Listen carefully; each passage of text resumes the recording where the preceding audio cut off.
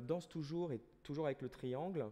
We wear our heels with pride and slap your streets with color. We said bonjour to Satan in 1820. Ce titre très long, comme tous ceux d'ailleurs de Robin Orlin, donc je vais vous les épargner, même s'ils sont magnifiques, il y en a de nombreux et de très très longs.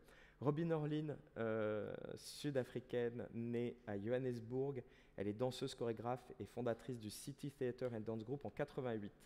Elle a créé de très très nombreux spectacles qui à chaque fois tentaient de révéler au public sud-africain la partie évidemment la plus embarrassante de son histoire. Et c'est un travail de très longue haleine sur la question de la colonisation, puis de la décolonisation, de l'apartheid. Ça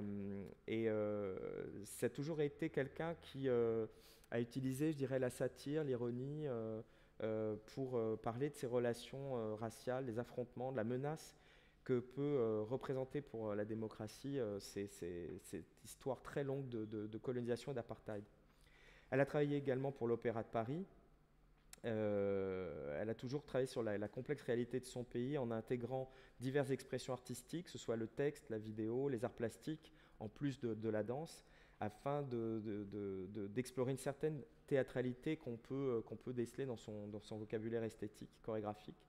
Elle a travaillé avec Lina et Arte, pour lequel elle a réalisé des films. Elle a fait une mise en scène de Porgy and Bess à l'Opéra Comique.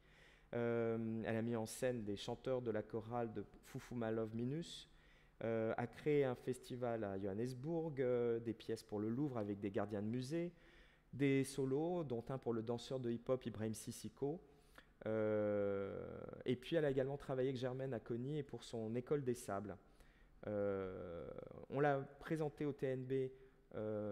Always we move from the ballrooms to hell while we have to tell ourselves stories at night so that we can sleep, pour le danseur étoile Benjamin Pêche. Et nous l'avons accueilli plusieurs fois au festival où elle a également travaillé avec les élèves de l'école.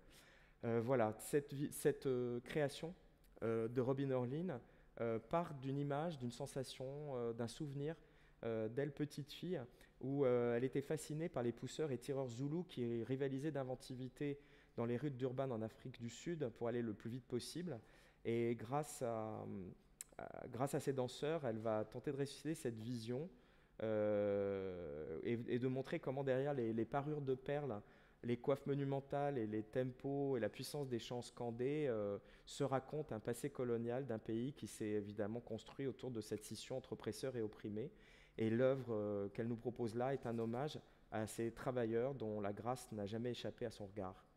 Voilà pour la nouvelle création de Robin Orlin.